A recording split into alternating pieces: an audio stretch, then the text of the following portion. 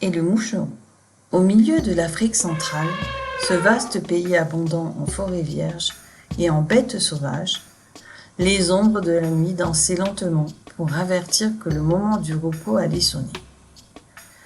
Toute la journée, le soleil avait ressemblé à un gros ballon de feu, mais maintenant, après avoir peint l'horizon en rouge et or, il avait disparu dans son lit de nuages.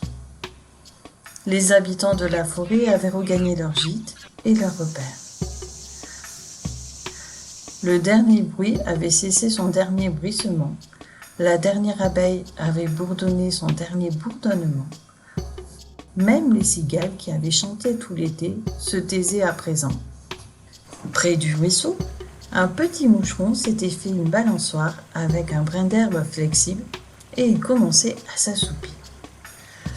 La nuit devenait toujours plus noire jusqu'à ce qu'on pût presque la sentir. Il y avait un si grand silence que c'était comme si une voix puissante mais basse avait murmuré « Chut !» Juste au moment où tout était si calme que vous auriez entendu tomber une feuille, arriva du fin fond de la forêt un son. Immédiatement, toutes les créatures féroces ou non furent réveillées, et le petit moucheron eut si peur que son cœur en fit pouf, pouf. Il se frotta les yeux avec ses pattes de devant et regarda tout autour dans la nuit. Qu'est-ce que c'est? Qu'est-ce que c'est? Qu'est-ce que vous pensez que c'était?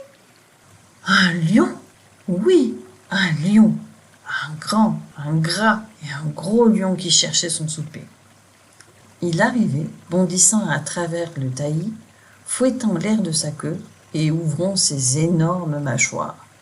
Il rugissait. La nuit s'était levée, et comme le lion arrivait près du brin d'herbe où se trouvait le moucheron, celui-ci le vit. Il n'avait pas peur des lions de sorte qu'il cria « Eh oh! Taisez-vous donc!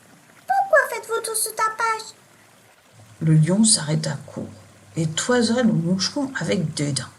« Petite rien du tout, comment osez-vous me regarder moi? » Un chien regarde bien à moi. Ne pouvez-vous pas laisser les gens dormir en paix? Riposta le moucheron. Restez dans votre domaine de l'autre côté de l'eau et ne venez pas nous ennuyer. Quel droit avez-vous d'être ici?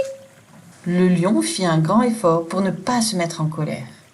« Quel droit? Mon droit! Je suis le roi de la forêt. Je fais ce qu'il me plaît. Je dis ce qu'il me plaît. Je mange ce qu'il me plaît. Je vais où cela me plaît parce que je suis le roi de la forêt. » Qui a dit que vous êtes le roi?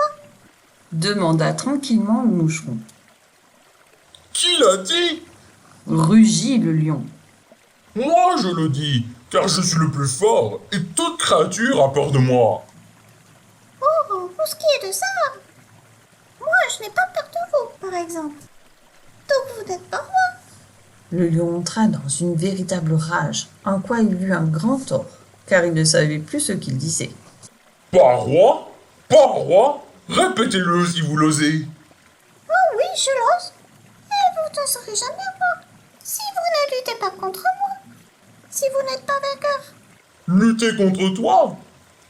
Qui a jamais entendu parler de ça? Le combat du lion et du moucheron, hein? Va, petit atome, avec un saut je t'enverrai à l'autre bout du monde. Mais il n'envoya rien du tout nulle part, car il eut beau gonfler ses joues et souffler le plus fort qu'il put. Cela fit seulement aller la balançoire un peu plus vite, et le petit moucheron s'amusait de tout son cœur et criait. Oh, laisse-moi rire. Vous allez faire partir vos moustaches si vous soufflez si fort. Oh là là. Prenez garde que vous regardez. Ça va vous donner mal au temps. Je vais dire à tout le monde que je suis plus fort que vous et que c'est moi qui suis.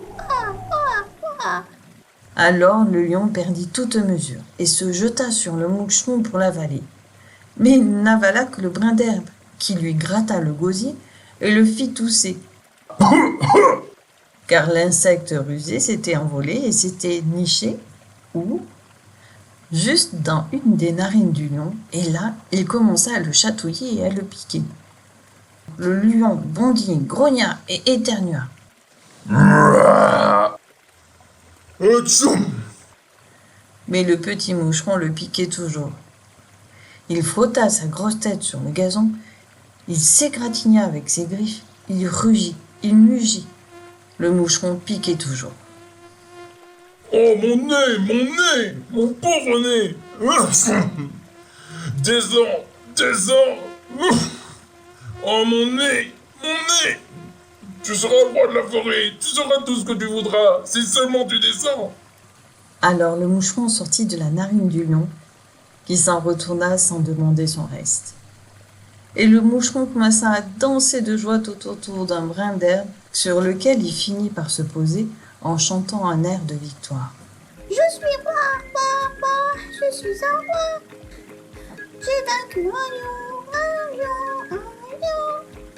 Et qu'il était drôle. Il courait ça et se penchait comme ça. Et moi, La morale de cette histoire, les puissants ne sont pas toujours aussi forts qu'ils paraissent.